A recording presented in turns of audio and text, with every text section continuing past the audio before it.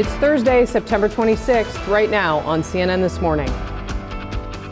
You need to have a plan, and you need to get out now. Catastrophic and life-threatening. Hurricane Helene rapidly intensifying. Expected to be a major storm when it makes landfall tonight. And this. I have pledged that building a strong middle class will be a defining goal of my presidency.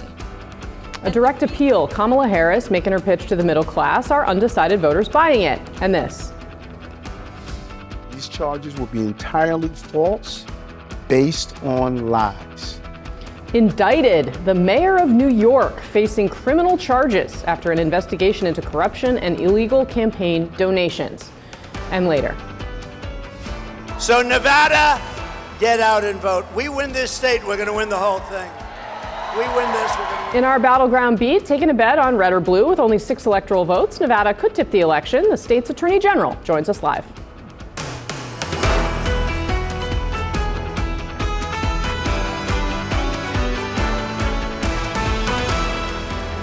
All right, 6 a.m. on the East Coast. A live look at Clearwater, Florida, on the west coast of Florida as Hurricane Helene barrels through the Gulf of Mexico, gaining more and more strength through the day today. Good morning, everyone. I'm Casey Hunt. It's wonderful to have you with us. The latest update from the National Hurricane Center just a short time ago shows Helene is getting stronger now with 90-mile-an-hour winds. The storm, though, expected to get much stronger than that. Helene is forecast to arrive as a major hurricane along Florida's Big Bend later this evening, bringing life-threatening storm surge and catastrophic winds. Widespread power outages also expected. Recovery teams already mobilizing across the state to get the lights back on once the storm passes. Many people will lose power depending on where you are in the state. So just be prepared for that. Understand that that's something that could happen and have a plan in place so you're able to weather that. All right, let's get to our meteorologist, Allison Chinchar, who's tracking all of it and has the latest. Allison, good morning. What are we seeing now? Yeah, good morning, Casey. Well, we're seeing exactly what we expected to see. The storm is continuing to strengthen. It will continue to do that as we go through the rest of the day today. Sustained winds right now, 90 miles per hour. That makes it a high-end Category 1. For some perspective, 95 miles per hour would be that threshold where we start talking about Category 2 storms. Now, the storm is over the Gulf of Mexico now. It is very warm water here, so we anticipate that this storm is going to continue to strengthen because this warm water is fuel for storms like this. So now what's expected to happen is it will continue to increase, eventually making it to a major hurricane, likely sometime today. When it does, it's going to continue its trek off to the north and make landfall late tonight somewhere along the Big Bend region of Florida. Now, at the time of landfall, the forward speed of this storm could be around 25 miles per hour or even faster than that. For some perspective, right now it's moving at 12 miles per hour. The thing is, when it moves that fast, especially as it will at landfall, that means it can move pretty far inland before it weakens back down to a tropical storm. You can see still expected to be a Category 1 hurricane across portions of southern and central Georgia. This means a lot of cities that are hundreds of miles away from the ocean, like Atlanta, Greenville, Spartanburg, and even Nashville, are likely to pick up significant impacts from this storm. Obviously, the highest impacts are going to be along the coast. You've got the potential for 15 to 20 feet of storm surge right there in the Big Bend region, not to mention incredibly heavy rainfall and strong winds through the day. All right, a lot to watch out for there. Allison Chinchar for us this morning. Allison, thank you very much. We're going to be keeping an eye on this storm throughout the hour. But with just 40 days to go until Election Day, it's still the economy, stupid. And Vice President Kamala Harris was in Western Pennsylvania, deep in the Rust Belt, in a must-win state, trying to explain to voters who say that they need to know more about her just how she would handle the economy as president. I promise you I will be pragmatic in my approach. I believe we shouldn't be constrained by ideology and instead should seek practical solutions to problems. Look, I'm a capitalist. I believe in free and fair markets. So that was some not so subtle pushback against Donald Trump's consistent attacks against Harris as, quote, Comrade Kamala. And she's a Marxist. We're not ready for a Marxist president, and we never will be. We don't want Marxists to be running our country because it's a short way to, we pass socialism. She's a communist. Her views are communist. All right, joining us now to discuss, Annie Linsky, reporter for the Wall Street Journal, Elliot Williams, CNN legal analyst, former federal prosecutor, Karen Finney, CNN political commentator, former senior advisor to Hillary Clinton's 2016 campaign, and Mark Lauder, the former special assistant to President Trump and former press secretary for Vice President Mike Pence. Welcome to all of you. Thank you so much for being here. Elliot, when I was listening to this speech yesterday and kind of reading some of the headlines, it really did strike me that she had these lines in there. I mean, she called herself a capitalist. She used the word pragmatic. The pushback against the way Donald Trump has been framing this race seems very clear to me. I thought it was very interesting. What was your take? Right. It's not a surprise that she used the word capital. It's not a surprise that she mentioned last week that she's a gun owner, speaking to a segment of the population that I think she thinks she needs to target. I would also note that the speech took place in Pittsburgh, another part of the country. Was that a coincidence? Was it just remarkably, the vice president happened to be in the swingiest city in the swingiest state in this election. And that was deliberate as well. And so it's part of a very disciplined message from the campaign. It really just depends on whether voters buy it. A big criticism has been that voters don't know and the media do not know enough about what the vice president's economic policies are. And again, it remains to be seen how much this moves the needle about whether people are comfortable with what they do know. Yeah, I mean, sounds like we got an 80-page plus policy book that they're now going to point to and say, well, here we have this. My question, I mean, look, Hillary Clinton put out a lot of policy papers, didn't mean that voters really kind of bought what she was selling. You know what I've been struck by when the economy with these two candidates is that both of them have degrees in economics, which is the first time in certainly modern history. They both went to college and focused on economics, so they both have a strong background. And you know, they are in some ways, and I know I might get some pushback from the panel here, they are both saying similar, they are both making a similar message, which is investing in the country's in manufacturing and industrial policy. They're going about it in very different ways, but they are both essentially saying that they want to bolster manufacturing and American jobs. Kamala Harris is saying we want to do this through tax credits. You know, Donald Trump is saying we want to do this via tariffs, but it's the same goal. Right, so forgive me, because what Annie just said is in fact correct, but it does in fact sound as though Harris is the Republican in this scenario and Donald Trump is the liberal in terms of the nature of the policies. I mean, Mitch McConnell, Mark Lauder, looks at Donald Trump's policies and says these are not conservative. Well, I think the one thing when we talk about tariffs, we have to remember is he's talking about free and fair trade, reciprocal trade. So he will talk about tariffs if a country is not treating us fairly, or he's if talking a about tariffs on manufacturer, John Deere, right? Or which is a an manufacturer, if you company. take American jobs and then ship them overseas to Mexico and expect to sell it back here in the U.S. So it's protecting American jobs. But the thing I took from the speech last night with Vice President Harris is she said she's a capitalist, followed up by government price controls and rent controls, which isn't capitalism. Well, Trump has talked about price controls as well. I think that the challenge in what he's talking about is, you know, tariffs can work if it's very strategic. He's not talking about them in a very strategic way. It's much more of a like, what audience am I talking to? Okay, you get something, you get something. And if you think about it, 200% tariff on John Deere, that's a tax on farmers, people who really cannot handle more taxes. And you know, he talks about tariffs in a way that doesn't actually clarify that the companies pay the tariff, which means they pass on the cost to us, versus I think what Harris is talking about. And the other reason I think she wanted to lay this out as pragmatic was to say, look, I'll work with business, I'll work with the private sector, we'll work with economists to figure out what's going to be a smart strategy. Not I don't want to be defined by you think this is liberal, you think this is conservative, but rather, well, what's going to make sense? One second, I just want to play. Mark Cuban was at this event that Harris held, right? And he was defending her, right? This businessman. I want to play a little bit of what he said after, and then Elliot, feel free to jump in and watch. Donald Trump really is the one that should be worried. When it comes to the economy, she was 20, 30 points behind 45 days ago. Now the trend is her friend and she's catching up. Look at Donald Trump. He's threatening one of the most legendary companies in America, John Deere, with 200% tariffs that would make buying from China cheaper than buying from John Deere. That's insane. So he's looking to just beat down American companies, while Vice President Harris is saying, look, we want to work with you. I want to talk to you.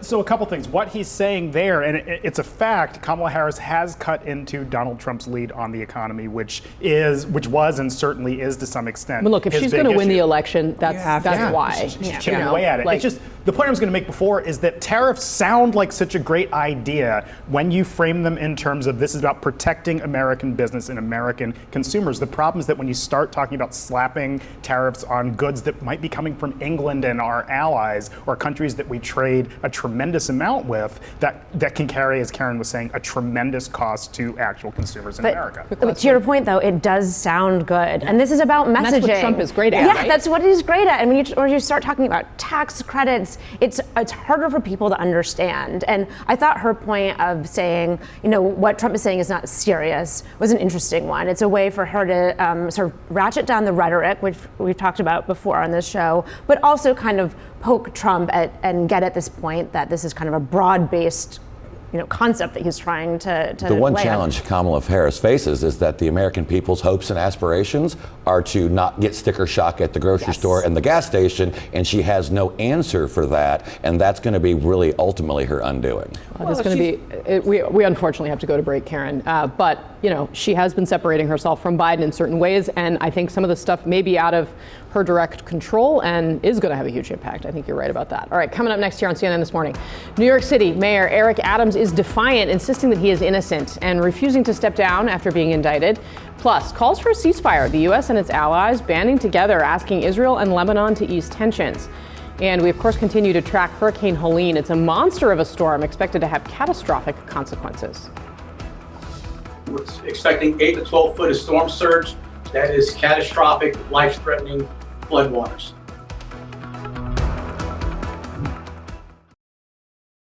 I'm Dr. Sanjay Gupta, host of the Chasing Life podcast. Long ago and far away, it was legal in the United States. Someone who has dedicated her career to understanding the effects of cannabis on the brain, Dr. Stacy Gruber.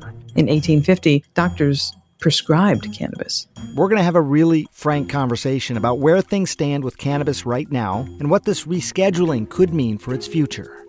Listen to Chasing Life, streaming now wherever you get your podcasts. These charges will be entirely false, based on lies. But they would not be surprising. I always knew that if I stood my ground for all of you, that I would be a target, and a target I became. New York City Mayor Eric Adams expected to surrender to authorities early next week. Sources telling CNN he's being indicted on at least one federal criminal charge. The indictment follows a months-long federal investigation into possible campaign fundraising violations and foreign influence. The exact charges are not known at this time. Some local leaders are calling on Adams to step down. Among them, New York Congresswoman Alexandria Ocasio-Cortez. It is a very unfortunate time.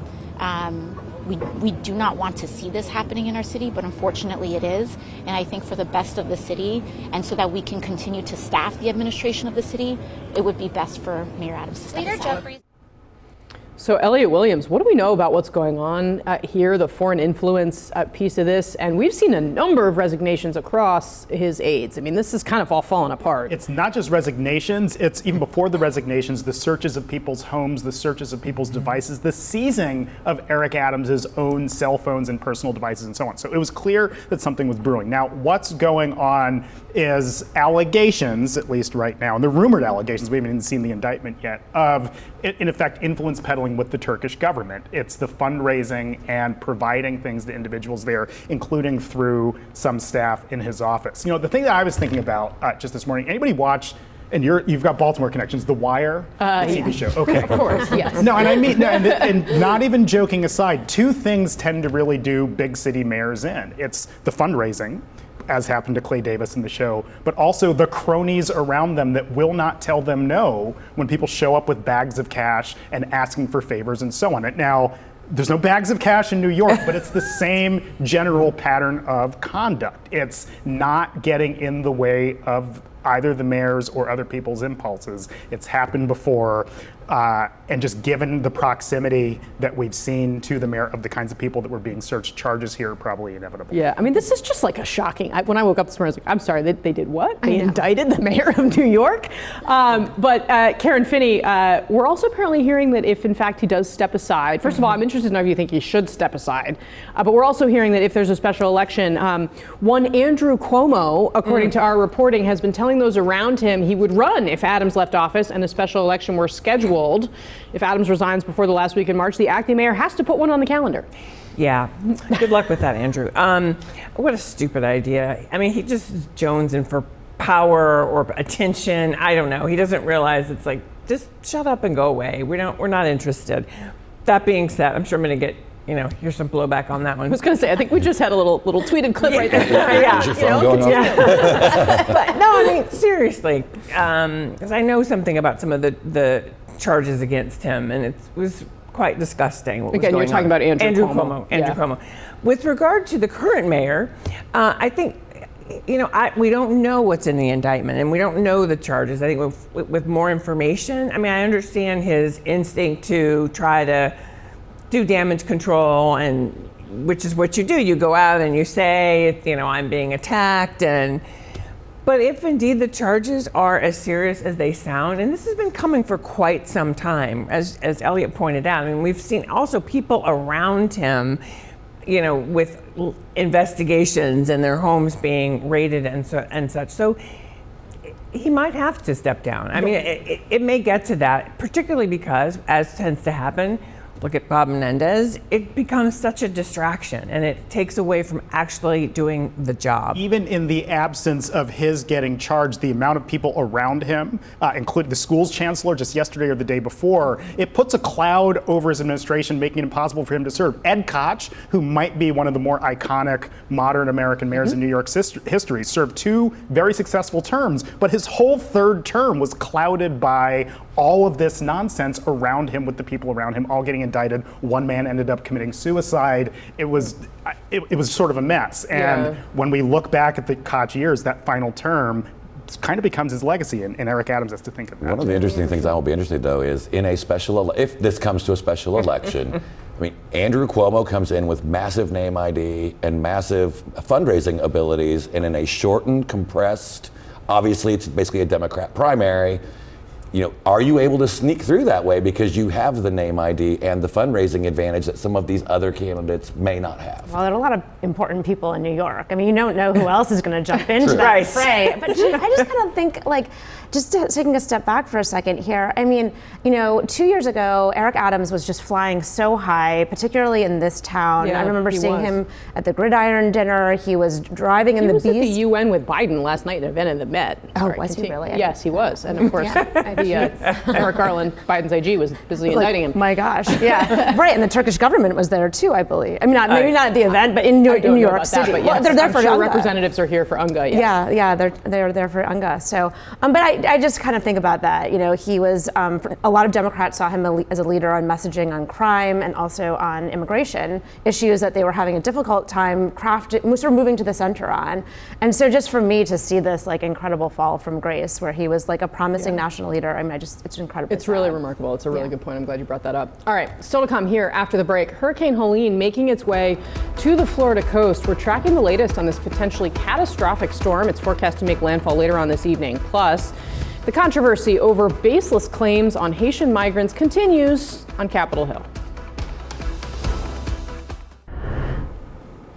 A live look right now at Crystal River, Florida, a city on Florida's west coast bracing for Hurricane Helene. The storm strengthening as it barrels through the Gulf of Mexico. It is currently about 350 miles southwest of Tampa, expected to make landfall as a major hurricane later on this evening.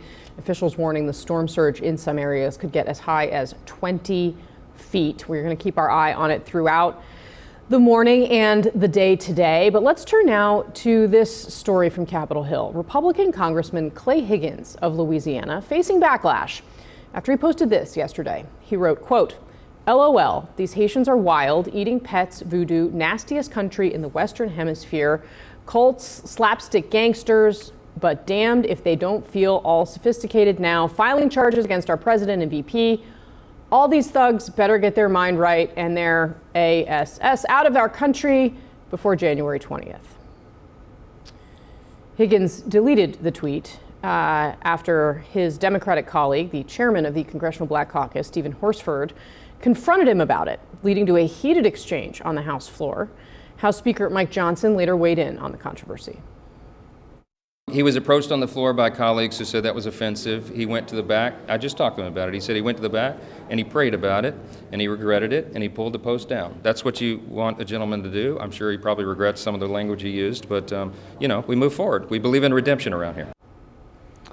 Higgins, however, does not seem to regret the post. In a statement to CNN, Higgins said this, quote, "It's all true. I can put up another controversial post tomorrow if you want me to. I mean, we do have freedom of speech. I'll say what I want. It's not a big deal to me. It's like something stuck to the bottom of my boot. Just scrape it off and move on with my life." Panels here. Punchbowl News is reporting this morning that a black colleague on the Republican Party, Mark Lauder, Byron Donalds, also told him to take this down. That's not CNN reporting, but it is Punchbowl reporting. Is this? I mean, why do this? No, there's no reason. There's no reason to do this. I mean, I get the larger argument about immigration and problems. This is not it. And I said last night on Jake Capper's show, I'm like, this is a reason as a communications professional, I never want my member or principal to have control over their own Twitter account. Karen? Although you can't always control, right? No, it's horrible. And, our own Gary Tuchman has done some reporting talking to children in Springfield who are Haitian. And it's heartbreaking. They're terrified. And their parents are terrified. And so it just shows how this has gotten so out of control. It is so irresponsible. And it's spreading to the Haitian community in different parts of the country, frankly, where certainly kids are, thinking, do people think we do that? And of course not. It's ridiculous. Yeah. And so, but this is, we have to be more responsible with our language. And someone who is an elected official, we say this, we've said it before, we'll say it again. You have to be responsible with your language because you are putting people in danger when you act like this. Yeah, and I unfortunately, Elliot, I'm sorry we have to go, but I do want to just kind of underscore the impact that some of this language is having on our political debates, because CNN asks people in our polls to say whether or not increasing the number of races and ethnicities and nationalities, whether it is enriching or threatening to American culture. And just look at what they say. They said is 33% say it is threatening versus 66% who say it is enriching. That is a dramatic change from 2019 when we asked the question, when 11% said it was threatening and 82% said that diversity was enriching to our country. So that is the impact that this kind of rhetoric has on all of us. All right, still to come here on CNN this morning, the partisan divide over Ukraine's war against Russia seems to be getting even wider. We're going to talk to Alexander Vindman. He was the whistleblower at the middle of Donald Trump's first impeachment about where things stand in terms of U.S. support for Ukraine. Plus, hot to go for Harris, the vice president picking up another pop star endorsement. That's in our morning roundup.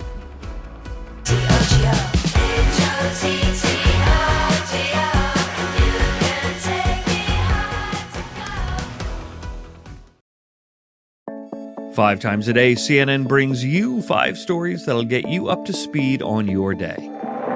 New episodes drop Monday through Friday at 6 a.m., 9 a.m., noon, 3 p.m., and 6 p.m. Hello from CNN, I'm Jo Beck. From CNN, I'm Fez Jamil. I'm Krista Bowe with the 5 things you need to know. From CNN, I'm Afoma DK. Follow CNN 5 Things on iHeart Podcasts.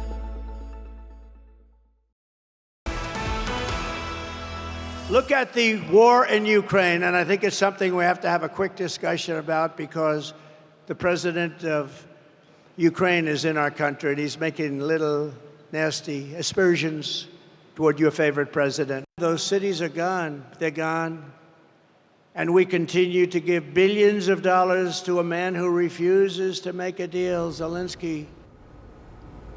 Ukrainian President Volodymyr Zelensky will be here in Washington today, just a day after his speech to the United Nations in New York. And President Biden's announcement of a $375 million aid package for the war-torn country. Donald Trump taking issue with Zelensky's appeals for funding from the U.S. The former president has a long history with the Ukrainian leader. Our next guest knows a little something about that. Lieutenant Colonel Vindman, I understand you have a long history of uncovering corruption. I reported President Donald Trump when he was sitting president, and he attempted to extort in a quid pro quo President Zelensky, who is now fighting a war against Russia. And President Trump ended up being impeached. I continue to expose corruption wherever I find it, and I will not tolerate corruption from Trump, Putin, or Larry David. Come on. Trump, Putin, and Larry David. That's an unusual combination. And joining us now is retired Lieutenant Colonel Alexander Vindman. Colonel, thank you so much for being here. We enjoyed seeing that cameo again. But you're here for serious reasons. You have a new piece in Foreign Affairs, and it's looking at the fate of Ukraine depending on the outcome of the U.S. election. You say it may ultimately depend on American voters' choice in November. Explain what you mean and what you think Zelensky should be doing about it. Thanks for having me on, Casey, and I appreciate the light humor to start off, but switching to a very serious topic. Look, I would say that I tend to be probably a little bit critical of the current administration and some inadequacies in the kind of support that's being provided. My next book that's coming out in February actually lays out the failure of 6 administrations along the way, missed opportunities to warn off Putin, to harden Ukraine. And I think, the Biden administration has probably fallen into that band a little bit on the more effective side of that spectrum. What I want to do right is a piece that addresses 2 topics. A theory of victory for Ukraine because it's possible, it's within reach, a change in policy, a policy review from a Harris administration that recognizes the shortfalls, provides more fulsome support, does some key things like better training for the Ukrainian military. The funding that we provide to Ukraine, almost all of it, every penny just about comes back to the U.S. defense sector. Some of it actually has to go into Ukraine to do things like build drones. They're doing very well in that space. And we need to fix the things that we've provided to the Ukrainians. And the Ukrainians have some things to do themselves. They need to draw in more manpower to fight the war, and they need to juice up their industrial base. But all that really kind of pales in comparison to the alternative, which would be chaos and a spiral towards a broader confrontation. We see the outlines of that already. We see a coherence and a coalition forming between Russia, Iran, this discussion of providing cruise missiles to the Houthis, the proxies of Iran, advanced weapons kind of circulating around the world from Russia, the North Koreans pitching in, the Chinese trying to figure out if they should get off the sidelines. They are providing material support. And we have a scenario in which we would really kind of almost fall off a cliff, in which the Trump administration would cater to our enemies and be an adversary to our allies, be threatening to our allies. We saw that on display just within the past 24 hours in the way that Donald Trump talked to and referred to Russia as the good guy, the U.S. as somehow precipitating this confrontation, and then damned Ukraine and President Zelensky for doing what he needed to do in order to advocate for his country. It is bizarre. Somehow, we hold one side to a higher standard without recognizing that the utter chaos and the really, the brink of disaster that we are on if we make the wrong choice on election day. Sir, yeah, I think you may be referring in part to what Donald Trump had to say about Russia. Let's watch that briefly, and then I'll ask you about it on the other side. Take a look. Biden says, we will not leave until we win. What happens if they win? That's what they do, is they fight wars. As somebody told me the other day, they beat Hitler, they beat Napoleon. That's what they do. So when he's saying they, he means the Russians there. Do you think Ukraine will cease to exist if Donald Trump is reelected? First, I have to address, this commentary. Just the other day, somebody told him about World War II. I mean, how preposterous is this? It is embarrassing that a former president would say, even use that kind of language, that he just learned about World War II and his false impressions of how the Russians or the Soviet Union performed. Really, the backbone was support from the West and massive casualties that they took. But I think I would say that we would be facing a different kind of disaster. It wouldn't be a complete collapse of the Ukrainians. The fact is that the Europeans are spending more money on Ukraine. They're putting more resources in Ukraine, but they don't have that defense industrial base to really provide the adequate support for Ukraine to gain ground. So what we would probably see is a shift to the Russians being more effective in their offensive operations, slowly grinding down the Ukrainian military and making incremental gains. But that would result in the Europeans recognizing that there is no longer U.S. support, doubling down and providing more aid, including troops. Why? Because they have to send a message to Russia that a Russian attack, more Russian aggression against Europe, will not be tolerated. And the only way they could do that is by ramping up. They cannot be weak. They couldn't be weak-kneed at that point because they know that Europe would be the next target. So it's a recipe for a spillover.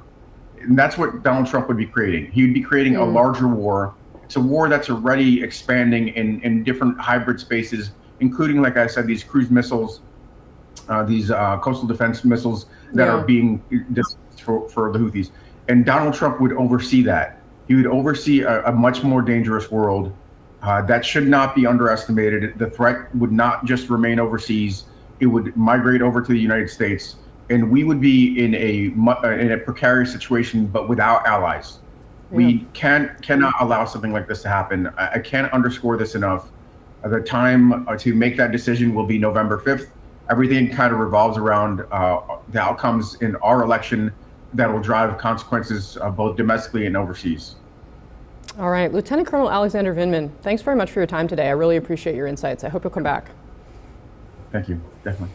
All right, coming up here on CNN this morning, a powerful and dangerous storm, the Florida coast bracing for a direct hit from Hurricane Helene in just hours. Plus, we're going to take you to battleground Nevada. Kamala Harris heads there this weekend, focused on a core group of voters that could win her the state, and how natural disasters can create some very interesting political bedfellows, potentially define a presidency. When you see neighbors helping neighbors, then you're reminded about what America's all about. We go through tough times, but we bounce back.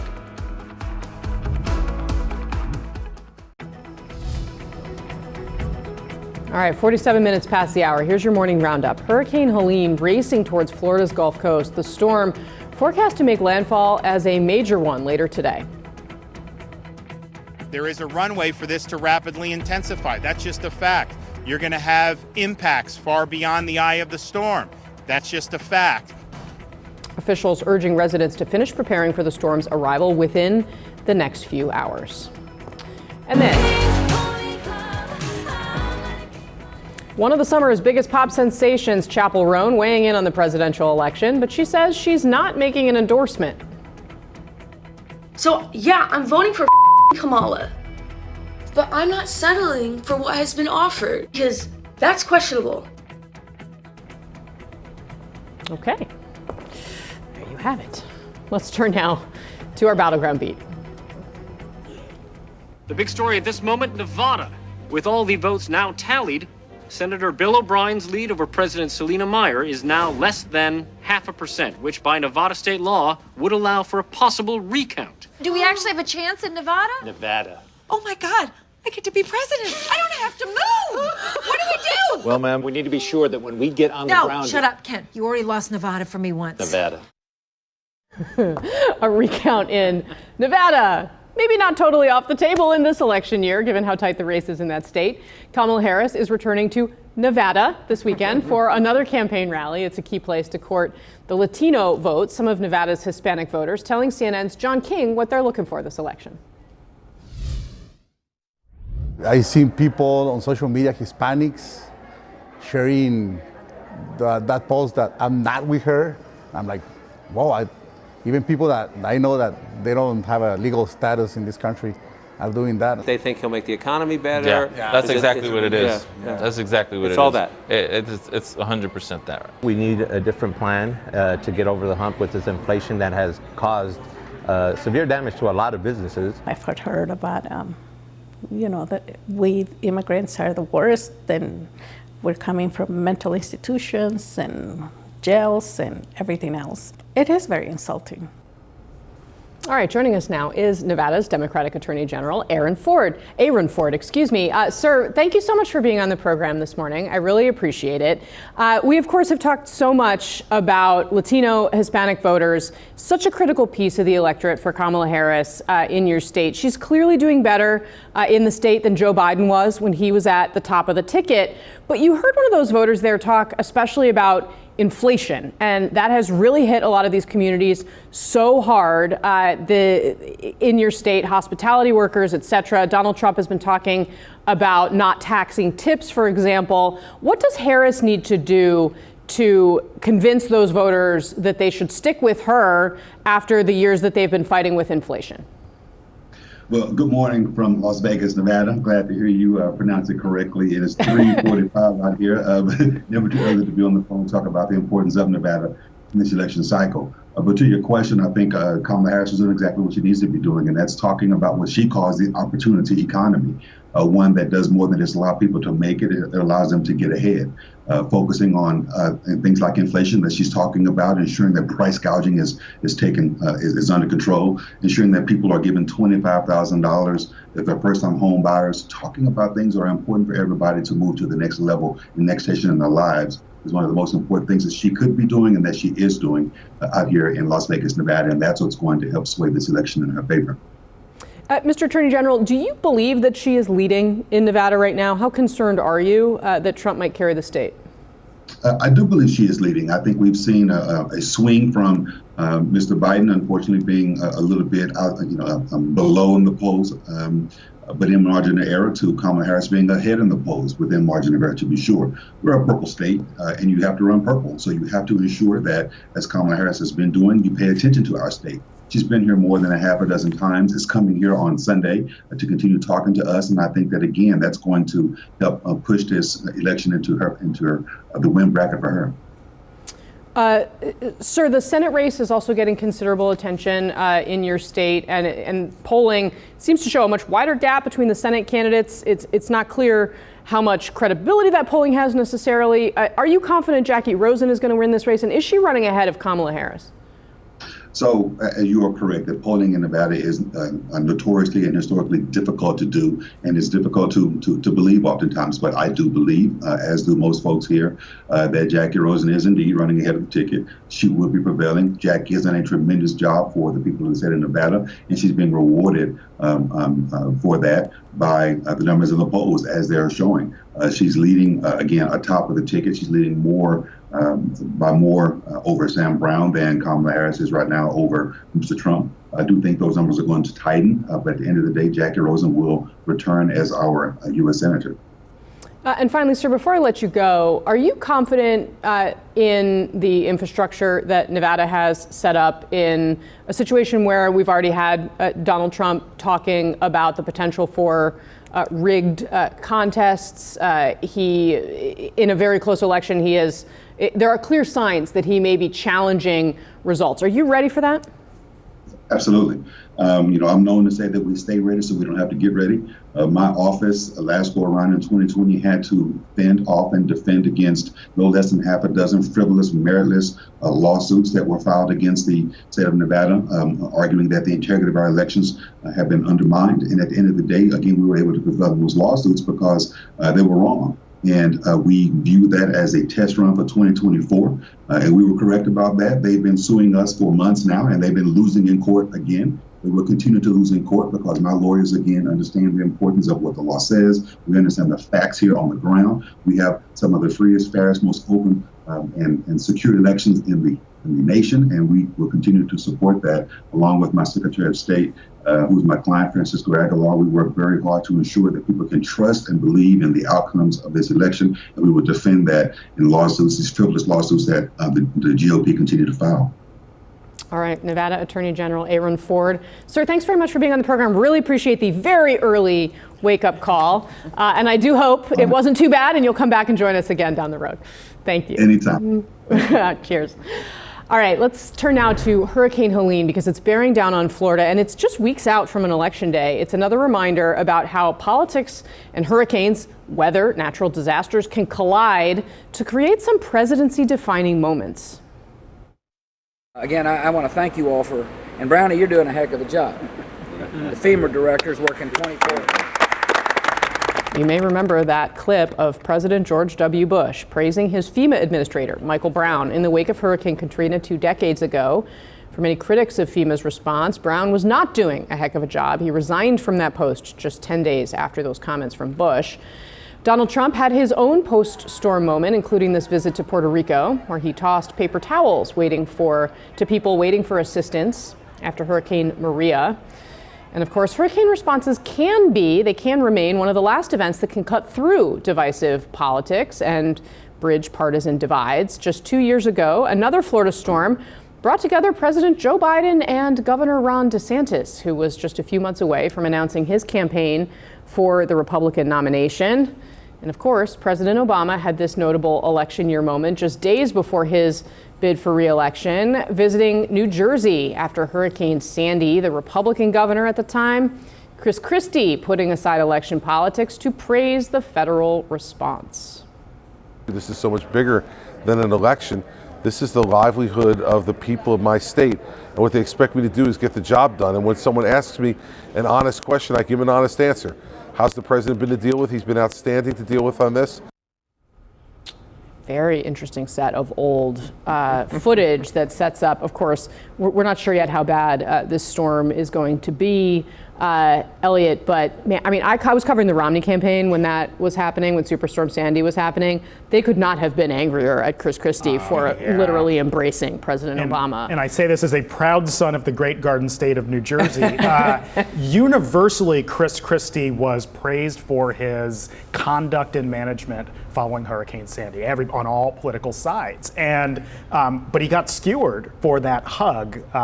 It was called a hug, a warm embrace of Barack Obama. And I think particularly as it seems we're a little more polarized now than we were even back in 2012, it remains to be seen what happens if a governor of one party and a President Biden or President Harris, President Trump, whatever else, were to be seen embracing or whatever. Well, Brian Kemp, I mean, right now this hurricane is barreling towards Florida, towards Georgia. Georgia, of course, a swing state. There's a Republican governor in charge, and you could sort of, the political dynamics are somewhat similar to that. But, it's interesting that you showed Katrina because that was in 2005. In 2004, when George W. Bush was facing re-election, he sent his chief of staff, Andy Card, down to Florida and said, make sure that this doesn't get effed up. And we don't talk about the 2004 hurricane. So in a political year, I think perhaps it gives leaders a little bit more incentive to get their acts together with these. Bush was doing quite well up until that point. It just sort of, that was the turning Katrina, point. Yes. All right, I do want to wrap up our show, very interesting conversation, but I want to wrap up our show on this because it's kind of a unique thing that we don't see every day. So we do talk about political polarization all the time on the show. We were just talking about it. And it is natural to wonder whether the partisan divide among adults is affecting the next generation of voters. So CNN partnered with a political scientist from Stanford and a psychologist from Arizona State University to conduct a study looking at polarization among, get this, fourth graders. So with permission from their parents, CNN spoke to children at schools in New Jersey, Texas, and Arizona. And as children often do, if you have them, you know, they offered their brutally honest opinions of the candidates. What's the first word that pops into your head when you hear the name Kamala Harris? Liar. What's the first word that pops into your head when you hear Donald Trump? Pure evil. I feel like all he does is complain and yell. Donald Trump, he's given his life and his heart. Which one of these two candidates do you think is more likely to do bad things? Oh, convicted felon against a liar. Oh, who do I pick? It'd be good for us to have a black woman as president for the first time in history. Yeah. But my vote's kind of still on Trump. The fact that she's a woman and she's black, that could help kids who are like her or are different feel a lot more accepted. I just feel like boys would probably be better as president, but she's pretty. Wow. Parents, your children are listening. As if we didn't already know, right? I mean, they listen to us, they imitate us, and the impact of our politics on them, like, let's not forget, I mean, they're fourth graders, and these are the words that they're using about the people that one of them is going to lead the country. Just a good reminder and a pretty stunning clips there. All right, panel, thank you very much. And thanks to all of you for joining us. I'm Casey Hunt. Don't go anywhere. CNN News Central starts right now.